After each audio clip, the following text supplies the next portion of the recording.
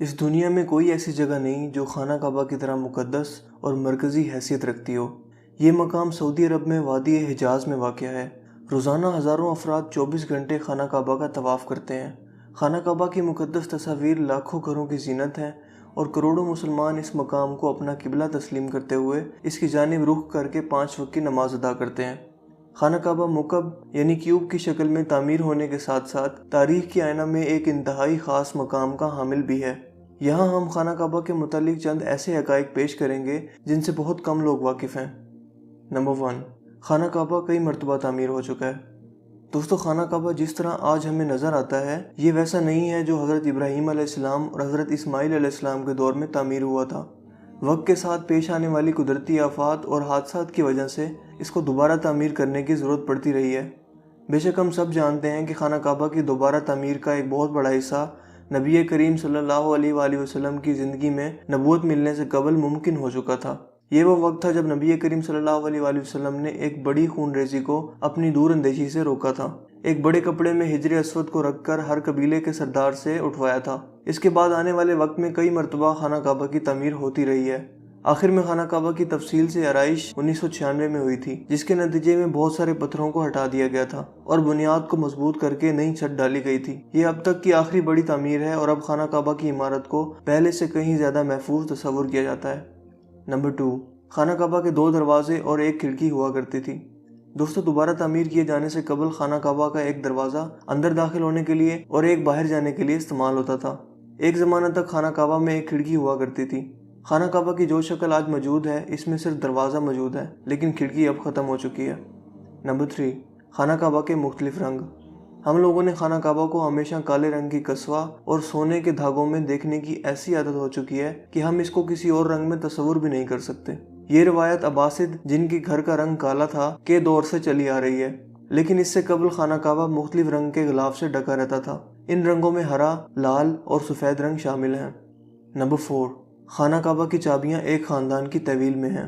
فتح مکہ کے وقت نبی کریم صلی اللہ علیہ وآلہ وسلم کو خانہ کعبہ کی چابیاں دی گئی تھیں، لیکن بجائے اس کے کہ آپ صلی اللہ علیہ وآلہ وسلم یہ چابیاں اپنے پاس رکھتے، آپ صلی اللہ علیہ وآلہ وسلم نے یہ چابیاں بنی شائبہ خاندان کے عثمان بن طلحہ کو واپس کر دیں۔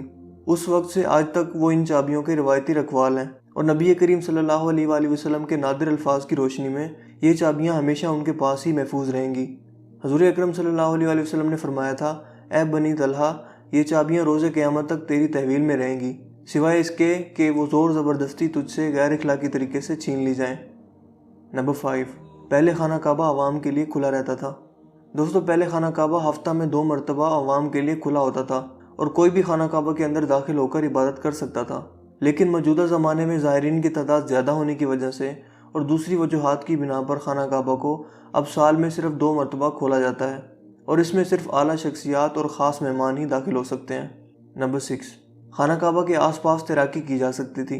دوستو، خانہ کعبہ کے وادی کے نچلے حصے میں ہونے کی وجہ سے دیگر مسائل میں سے ایک مسئلہ یہ بھی تھا کہ جب بارش ہوا کرتی تھی تو وادی میں سیلاب آ جایا کرتا تھا۔ یہ مکہ جیسے شہر کے لیے کوئی انوکھی بات نہیں تھی، لیکن یہ بات دوسرے مسائل کی وجہ بنتی تھی۔ اس وقت یہاں سیلاب کی روک تھام اور نکاسی آب کا نظام موجود نہیں تھا۔ بارش کے آخری دنوں میں خانہ کعبہ پانی میں آدھا ڈوبا رہتا تھا، اور یقیناً یہاں پر آپ کے ذہن میں ایک سوال آتا ہوگا کہ کیا اس وجہ سے طواف کعبہ رک گیا تھا؟ ہرگز نہیں، مسلمانوں نے کعبہ کے ارد گرد تیراکی شروع کر دی تھی۔ نمبر 7، تزئین و آرائش کروانے والے حکمرانوں کے نام کی تختی۔ کئی سال تک بہت لوگ اندازہ لگاتے رہے کہ خانہ کعبہ اندر سے کیسا نظر آتا ہے۔ وہ لوگ خوش نصیب ہیں جن کو خانہ کعبہ کے اندر داخل ہونے کی سعادت ملی، اور ایک خوش نصیب وہ ہیں جن کو تصویر بنانے کا موقع ملا، اور لاکھوں لوگوں نے یہ تصویریں انٹرنیٹ پر آن لائن دیکھی۔ خانہ کعبہ کا اندر کا حصہ سنگ مرمر اور ہرے رنگ کے کپڑے سے ڈھکا ہوا ہے۔ جس دور کے حکمران نے خانہ کعبہ کی دوبارہ آرائش کروائی تھی، اس نے خانہ کعبہ کے اندر اپنے نام کی تختی بھی لگوائی۔ نمبر 8، خانہ کعبہ کی تعداد 2 ہے۔ دوستو، خانہ کعبہ کے بالکل اوپر جنت میں ایک اور خانہ کعبہ موجود ہے۔ اس کا ذکر قرآن پاک میں بھی آتا ہے اور نبی پاک صلی اللہ علیہ وآلہ وسلم نے بھی اس بات کی نشاندہی کی ہے۔ اللہ کے نبی صلی اللہ علیہ وآلہ وسلم نے معراج کا واقعہ سناتے ہوئے فرمایا، جب مجھے بیت المعمور دکھایا گیا تو میں نے حضرت جبرائیل علیہ السلام سے پوچھا۔ انہوں نے جواب دیا کہ یہ بیت المعمور ہے، جہاں 70,000 فرشتے روزانہ اللہ کی عبادت کرتے ہیں، اور جب وہ یہاں سے جاتے ہیں تو واپس نہیں آتے، مطلب ہمیشہ نیا دستہ آتا ہے۔ نمبر 9، حجر اسود۔ دوستو کیا آپ نے کبھی اس بات پر غور کیا ہے کہ حجر اسود چاندی کے سانچے میں کیوں گھرا رہتا ہے؟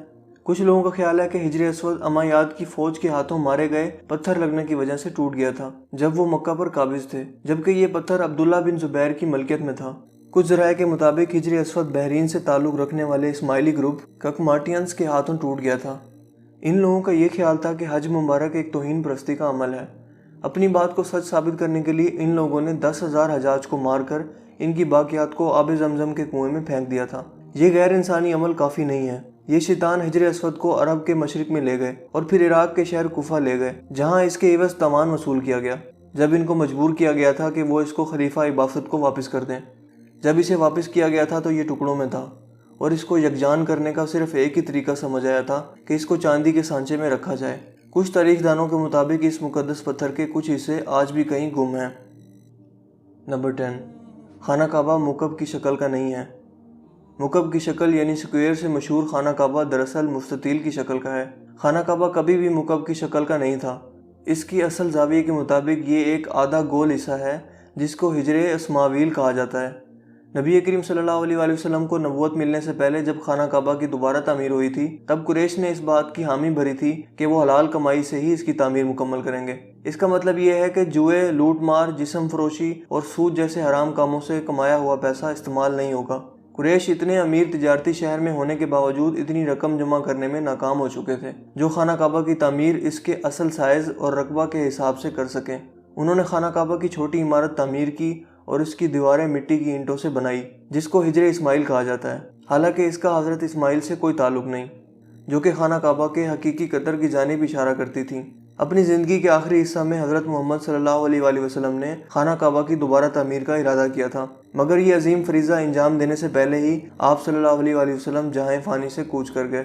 خلیفہ عبداللہ بن زبیر کے دور حکومت کے چند سال کے مختصر وقفہ میں خانہ کعبہ اپنی اسی شکل میں موجود تھا جس میں نبی پاک صلی اللہ علیہ وآلہ وسلم نے دیکھا تھا۔